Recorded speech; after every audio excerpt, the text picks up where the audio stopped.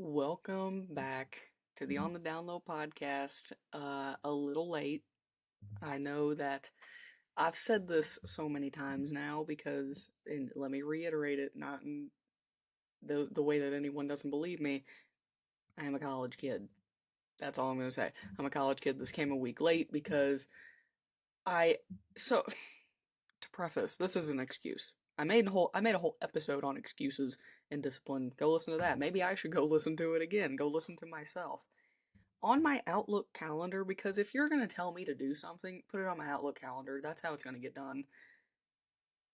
I didn't realize that last week, Thursday, Friday, I was at my internship company's work training for 2 full days.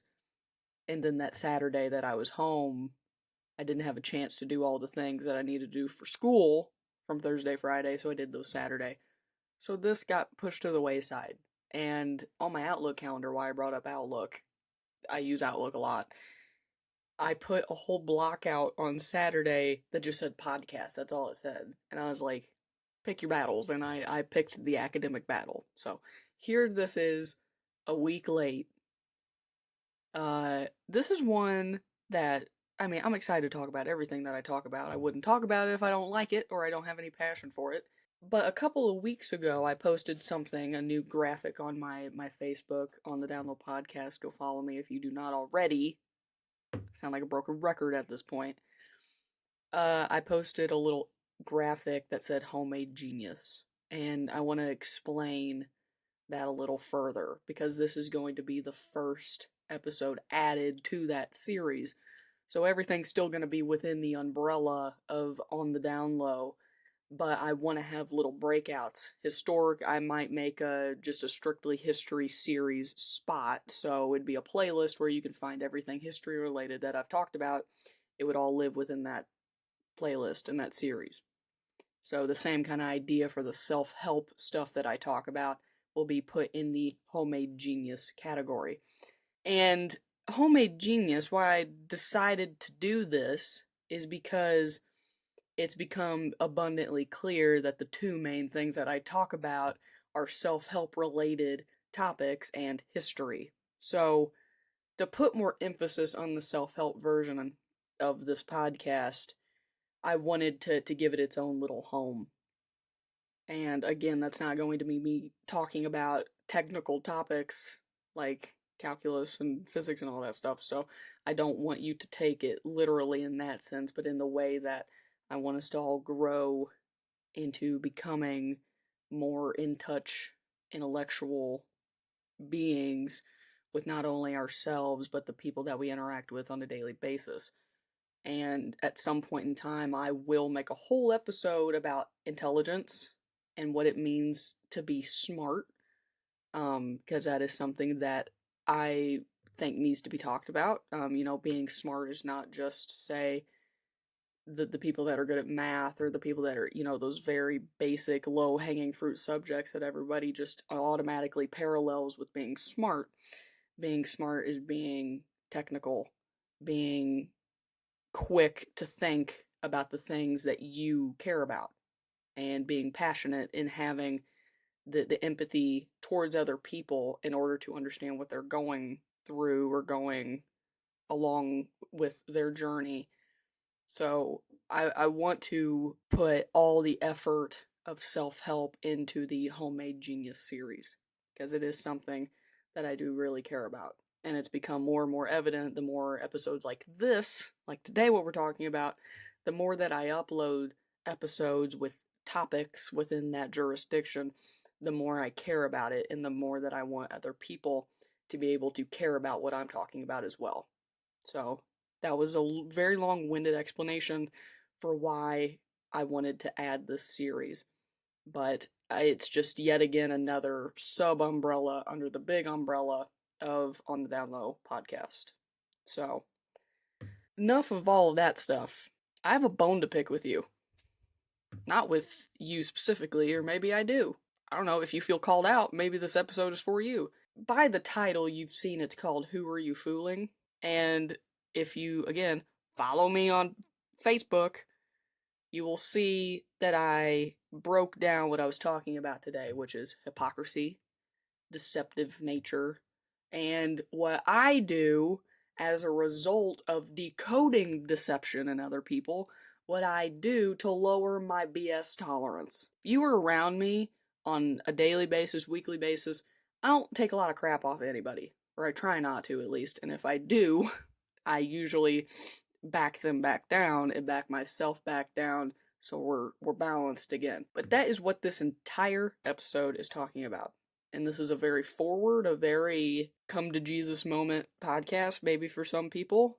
That is what I truly hope. That's like my North Star goal on a lot of these podcasts, self-help topic podcasts, is to maybe make someone realize they got a problem. The next book, you know what? It's been 2 months, I think. It's been a little while since I was talking about a book that I'm reading or a book that I want to read. The next book that I want to read slash listen to is We've Got Problems, written by Dr. Phil. Really been on a Dr. Phil kick recently. Like really been on a Dr. Phil kick recently. And that is what, in essence, I want to get out of you as a result of listening to what I'm saying. I want you to realize and to think internally about what I'm saying to you. Not just let it go into your ears and out the other. I want you to really digest what I'm trying to knock into your head. And today is one, I say this about all of the episodes that I make because I think they need to be listened to, not on a selfish basis, but on a personal basis for all of us. If you care about your mind-body connection, we'll talk about that a little later. Mind-body connection of your body and your mind are not two separate departments that never talk to each other. They parallel each other. You need to understand your psyche in order to control your body, and your body needs to understand your psyche in order to physically express yourself appropriately. So, okay, stop talking. I have a bone to pick with you. Hypocrisy. Hypocrisy is the worst plaguing personal trait that some people can exhibit. They have created this habit out of a notion of vulnerability. You know, it's out of a notion of wanting validation. This episode, in essence, kind of builds off of Did Y'all Forget Vanity is a Sin? Which, I'm talking about vanity, I'm talking about pride, validation, ego. If that's something, if you haven't listened to it yet, go listen to it on Spotify or on YouTube. Again, under the same handle, on the Download Podcast. So, I guess my big question is where did this notion come from? Like I said, I believe it comes from being built off vulnerability, and just when your slate is clean, you're gonna fill that plate in that open area with whatever you can find, whether it's ethical or not. Anything tangible that you feel can be put into your toolbox for a later day, you're gonna grab onto. But I also think, just within all of us, and you are lying straight through your teeth if you say that you don't have an ego, that you don't display hypocrisy sometimes, that you don't act on prideful motions more than you're willing to say. You're lying if you say that you don't. Okay? We are born with this almost animalistic primal need, and to display that pride that we have that is just so natural to us, and to seek and satiate that physical and mental need that we all have. Again, this all builds off of Did Y'all Forget Vanity is a Sin? And this is definitely the sister episode to that. If you're sitting here, either you're listening to this because you want the help to realize what you're doing, or you have been exposed to people that display themselves in a deceptive, manipulative nature, and you want to figure out how to deal with them, we can all agree hypocrisy is a very dangerous game to be around. It's not black and white, it's not really easy to decode all of the time, and where many people fall victim to hypocrisy, again, built off of the notion of vulnerability, is they try to understand deception and the people that are around them, and they realize they've been lied to. They realized the things that they touted as a result of the people that they were around ended up being lies. They ended up not being the true display of morality that these people said that they had. They fall victim to the hypocrisy game. I'm going to keep calling it the hypocrisy game, to the hypocrisy game themselves. But you're not trying to play the game directly, you're trying to master it so you can understand how to break it down. So, in essence, I'm not here to talk to you about how to be a player in the game, but rather how to be a ref in the game. And I thought about this the other day. You know, I've made multiple of these types of episodes before where I'm talking about, pretty psychologically demanding topics and things that take years of understanding to be able to lecture someone on. I'm 21. How much life have I been through?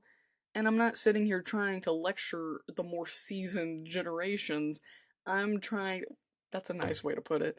I'm trying to sit here and tell you what I am doing actively as a younger person and a younger generation that has seen all of these different displays and challenges come through social media, any type of online format, because it's just a constant in younger generations now, is what I'm doing to break myself out of the mold of sticking with hypocrisy and break myself away from the people that I'm around daily, not like personal people, but just the people I'm surrounded with in my community, to break myself away from that form of being content and complacent with letting myself down, letting other people down, and to build a version of yourself from the foundation up that you know how to stand up for yourself. You know whenever something is morally wrong and you don't want to go through with it. So, again, my whole goal here and my prerogative is not to make it seem like I'm a younger person trying to say they know everything. I'm a younger person trying to display what I'm doing currently that I hope can carry me through my older years. Okay, so basically what I'm saying is if you believe in the core of your soul, if you're one of those people that falls under the ladder of, I believe I may be a hypocrite, if you believe you truly represent yourself in a hypocritical way, and in a way that you think you've been pretty slick about it, you think you fooled some people, you are pushing unknowingly and maybe knowingly now that you're wanting to seek information on it, you realize that you're creating a negative, almost hierarchical bubble around yourself. No one wants to be around someone like that. No one wants to be around someone that it feels like it's a constant competition to try and even get an ounce of their attention. You're driving a lot of people away. That's, I feel, the first sign of someone realizing that they've mastered deception a little too far. They've self promoted a little too much, and in a way that it's become hurtful for not only themselves but the people around them. So if you respond to information like I do, you respond to it very well in the way of research. And research shows hypocrisy starts when you're young, most likely. More likely than not, most cases of people who are very hypocritical and see the world in a very cynical, grayscale view starts whenever they're young. And like most things, I said this, I touched on it earlier, you do most things and adapt to destructive behaviors whenever you're vulnerable. When you're a kid, you know no better. You know what is being taught to you. And it comes from the adults you're around, some of the kids that you're around in school that are also picking up on those destructive natures from their parents or anyone in their family or just the adults that they're around. Hypocrisy, as I mentioned, is a very, very, very plaguing, destructive, personal trait that you can adopt. And it's no surprise to the young adults whenever they're 20, 25 in that age range, about where I am right now, you're more likely to develop addictive behaviors or to deal with any type of addiction, destructive nature in that age range or into your later adulthood. Because you weren't building or weren't built on a ground of stability and understanding moral integrity. And if you take anything away from a majority of the episodes I made recently, moral integrity is what I'm really trying to drive home. And hypocrisy is at the helm of that. Hypocrisy goes undealt with, and those that try to say that they don't display any type of hypocritical nature, even in the slightest form, you're lying to yourself. So let's put a little tighter of a scope on this. I found this yesterday. There's a study that I found that says young adults between the ages of 18 and 22 were asked in a survey why they stopped attending church regularly, ultimately meaning they drifted away from a faithful life and are doing whatever now. 32% of them said that they left the church because of the hypocritical nature of those members around them. And I read this while I was at work. I read this while I was at work and just like sat still for a second and thought. Hypocrisy and vanity and validative natures and validative traits impede on places such as churches that should be filled with nothing but joy and faith and positivity and forthcoming information. It's pulling young people away. That nasty, evil, maniacal type of notion is making young adults go away from leading a life based in faith in any religion that they're in. That one, like I said, was really hard to think about because that you can break that down to whatever level you need to. That's just a statistical look on it. 32%. I mean, that's not just a little percentage. That's not just like one person said, I felt that my church wasn't really for me because of hypocritical mannerisms. And just like in the rest of the world, as I said, it's not just churches. It's the rest of the world being around hypocrites that try to act like they're not and try to act like they're very pure and forthcoming tend to suck the goodness even out of the best places in the world. And that can be broken down and replaced with people against people. You can be driven away from someone that you think is just your greatest friends, your greatest allies. Hypocrisy and deceptiveness can easily rip that apart. And breaking yourself down as the person that is displaying hypocrisy, it makes you feel bad about yourself. In the case that you have any mind-body connection, again, we'll talk about that later. In this next, to dive even deeper into that, the next heading I have in my notes is deception masters or deception puppets. That's just the this or that question. I will defer back to my previous statement in the beginning that as red-blooded human beings, we are constantly trying to detach our thoughts and our expressions, physical expressions, from our heart and our morals. So almost like they have nothing to do with one another. That out of fear of not gaining validation from other people, that we are sticking ourselves in the outfield.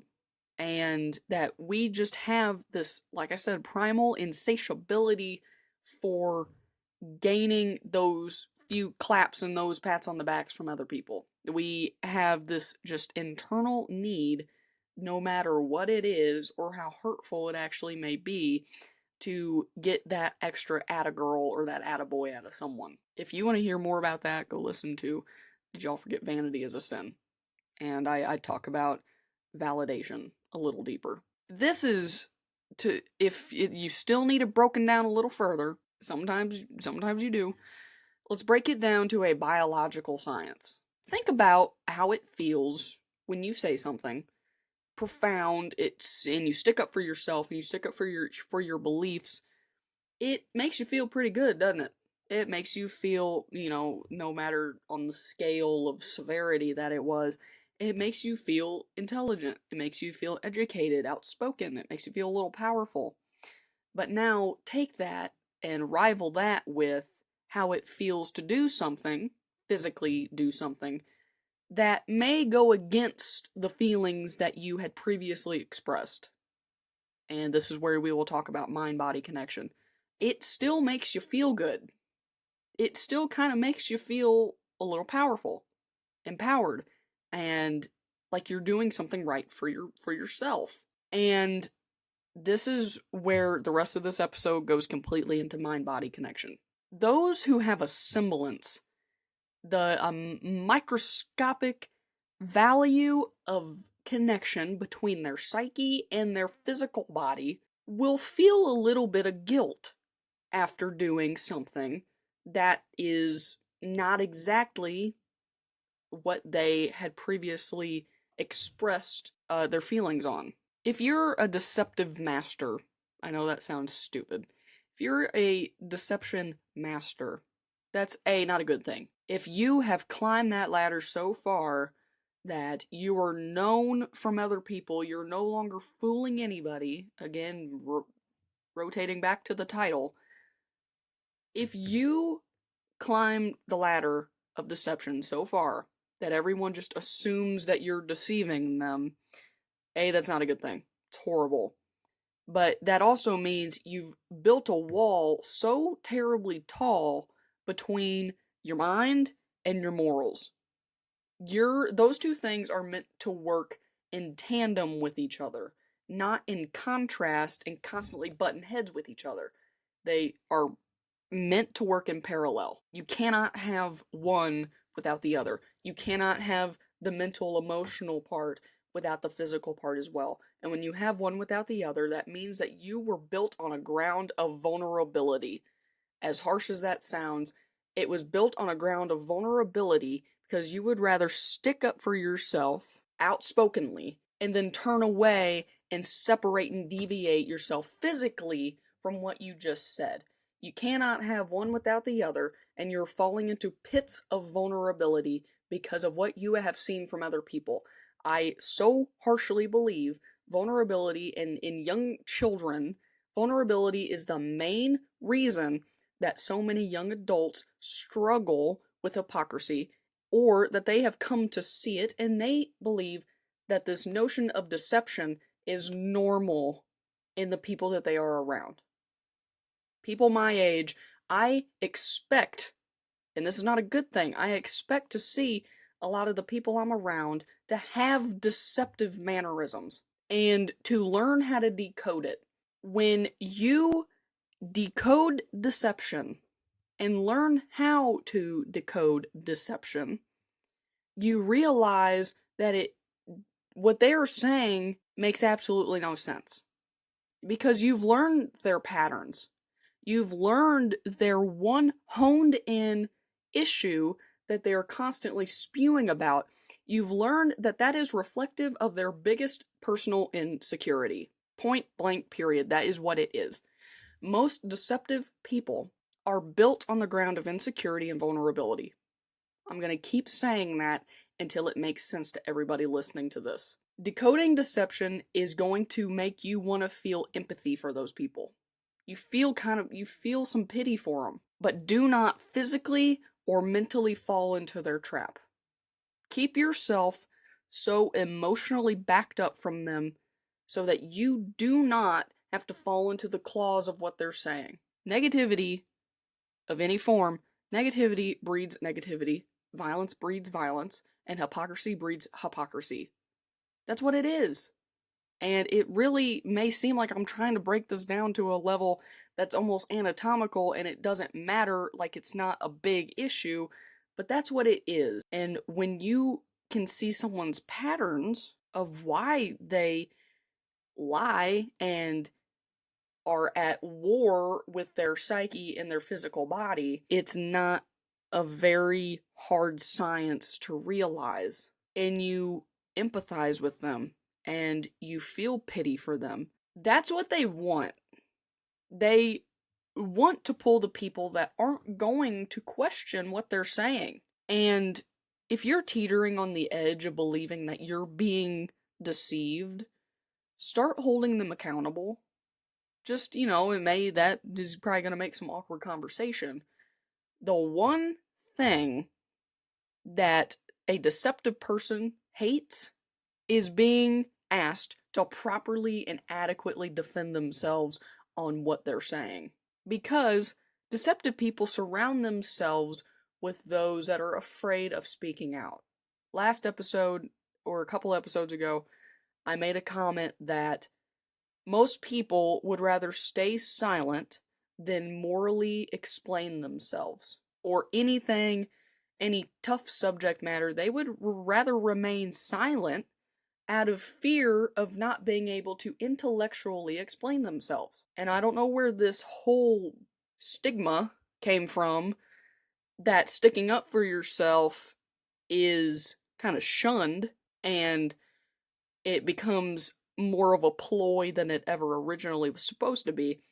Sticking up for yourself and doing it properly and intellectually and not just sticking in the background of whoever you're trying to support sticks out and it intimidates people that are deceptive. Deceptive people fear having to explain themselves because, like I said in the title, who are you fooling? They think they're fooling everybody. They're only fooling themselves. Everybody is starting to figure out what they mean. Everyone's starting to realize that what they're saying doesn't make a whole lot of sense or hold a whole lot of substance. Deceptive people feed on the vulnerability of the people that are built on unsolid ground.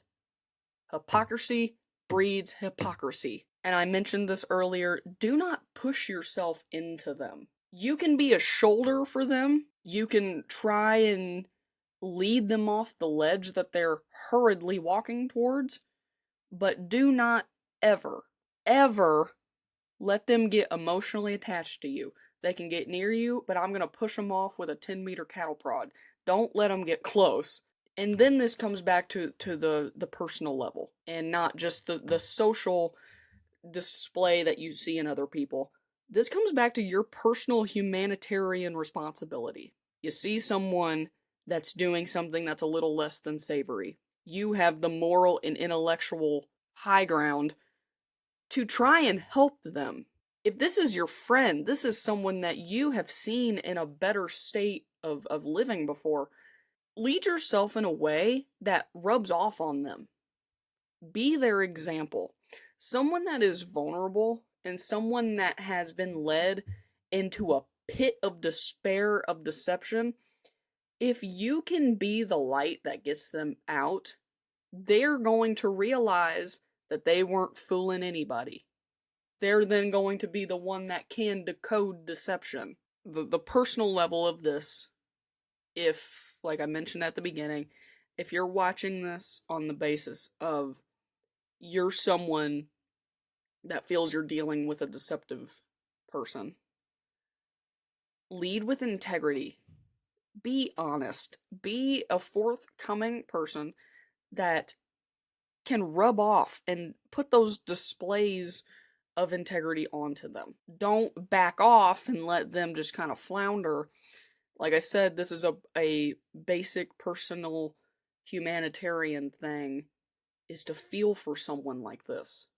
And it hurts even more if it's someone that you're close with or someone that you're friends with or a family member or whatever.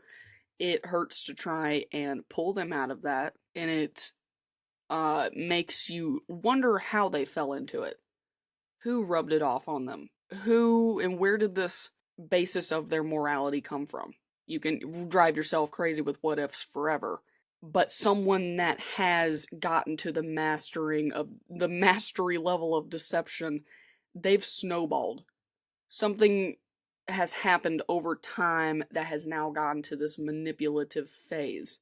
Hypocritical people that feel no guilt for the things they say versus the physical expressions that they do not have a parallel connection with their mind and their body. I think that is one of the most important things to build as a younger person.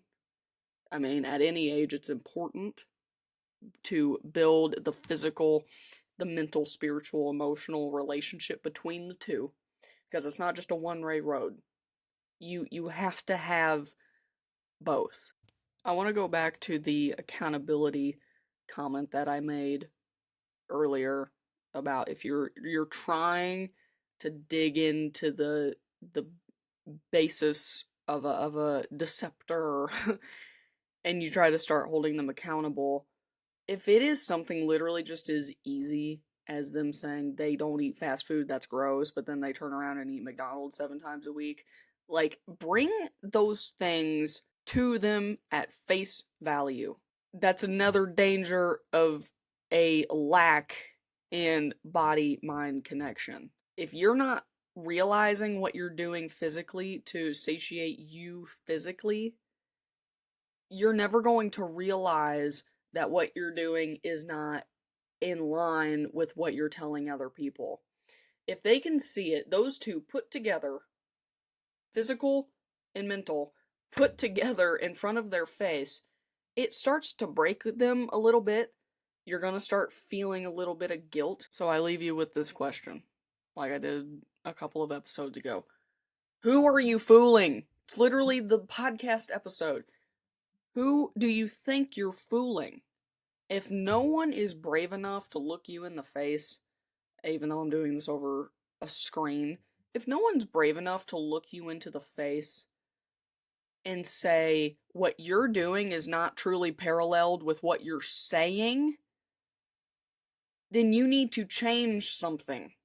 I want to be the one that can push you to the side of decoding deception rather than mastering deception. Hypocrisy breeds hypocrisy, and you're only making it worse for the people that you're around because they feel that they can replicate it because you did it. Set yourself as a person of integrity anywhere that you are. Lead with integrity, question the people that are around you that start to rub off in the ways of self-promoting to a manipulative scale. Start questioning them. Hold them accountable. It's not easy to see someone that you're around fall into that rabbit hole and to see that that is how they choose to cope with not knowing how to move forward. Hypocrisy and deception. You're gonna hate hearing those two words for like another year because I've said them so much. Hypocrisy and deception is a coping mechanism. It is a realization within themselves that they are not where they want to be. That they have done something wrong at some point in time. We all have. And we will until the day that we die. That they have done something wrong that they feel that they cannot correct. So what they have to do is to hide it. They have to promote themselves in an untrue, unethical way, and then it spitballs and it gets bigger and it gets bigger because they've started a lie that they can't stop. Hypocritical people fear nothing more than being asked to defend themselves on why they do the things that they do. And they fear that someone is going to one day no longer be fooled by them. The people that surround hypocritical people are also falling into that rabbit hole. Because they feel that if they can do it, then why can't they? And I mentioned it at the beginning. Hypocrisy is not an easy black and white game. And that is why it is so contagious to the people that are around you. If you can be seen as someone that is a light to make those two things parallel, that the mentality and the physical part of your body parallel each other and not work in constant contrast, if you're the one that can bring the light to someone, then you have saved them so much heartache and so much trouble, and you've saved other people so much heartache and so much trouble. I know this one was kind of a more intense talk. Maybe not intense, but it was definitely a little more forward. That is my guide as a 21-year-old. That is my guide to keeping deceptive people in their lane, if you want to say that, to keeping them accountable for the grounds in which they're speaking on. That is, I mean, even in a non-deceptive person, making them accountable and holding them accountable to the things that they say they're going to do and then they don't, that's one of the more important things you can do as a peer. It is, maybe as awkward as those conversations may be, that is important to keep someone on par with themselves.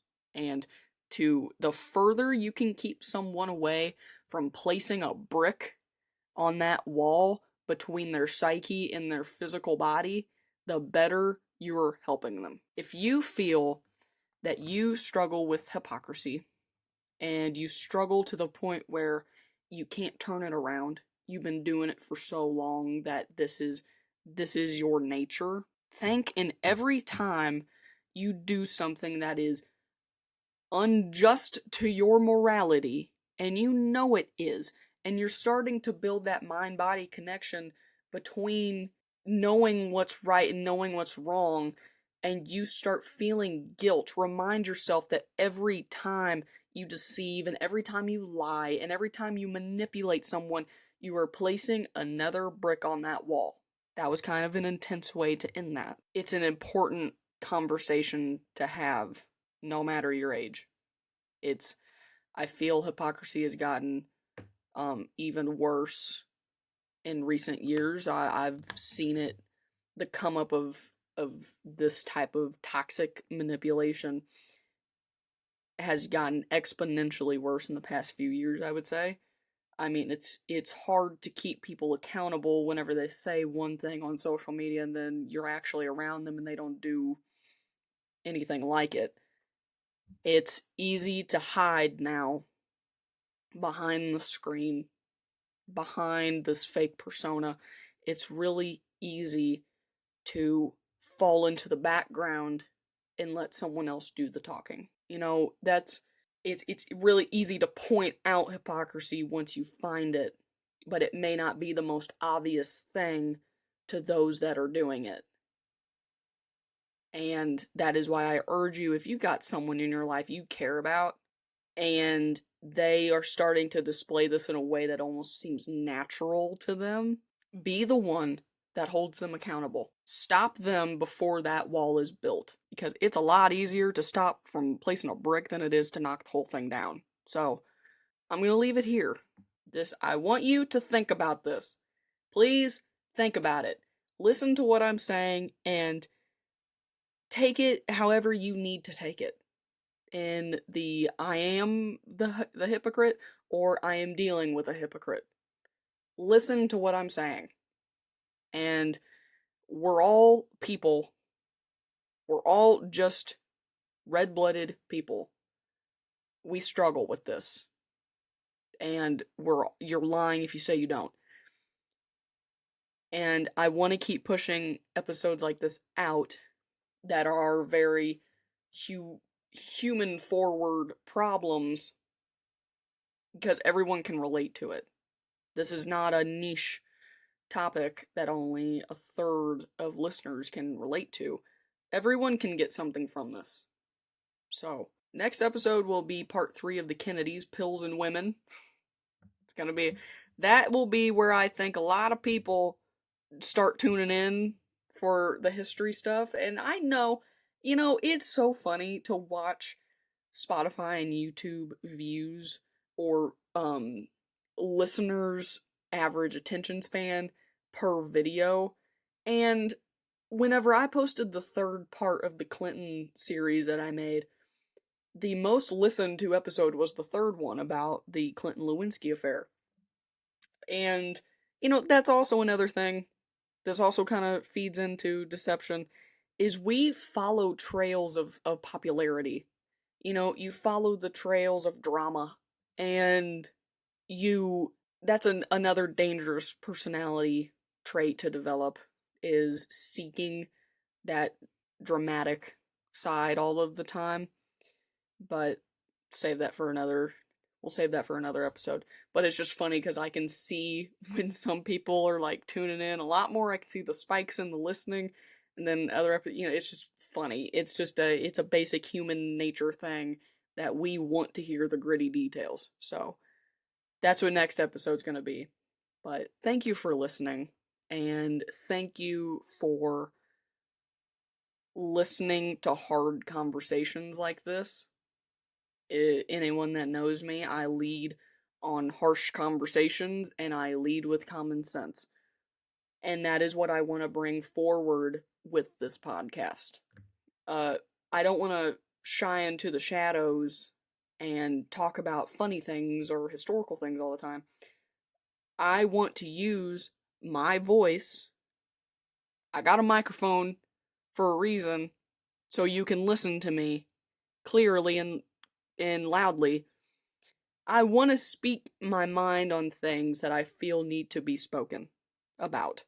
And this is one thing that definitely needs to be talked about. Because when you're deceiving someone else, you're really deceiving yourself. And it's dangerous. And it only gets worse whenever it goes undealt with over a longer span of time. So, I'm done yelling at you. I have picked my bone with you. I am gonna leave this for you to listen to and for you to sit with. But thank you again for listening. Go follow the socials if you do not already on the Download Pod on Instagram, on the Download Podcast on Facebook, and if you're listening/watching on YouTube, go check out the Spotify on the Download Podcast, and if you're on Spotify, go check out the YouTube channel, also under the same handle. So, until next time, until next week, or potentially the week after, gonna give the same preface I did at the beginning. I will see y'all later. Take care.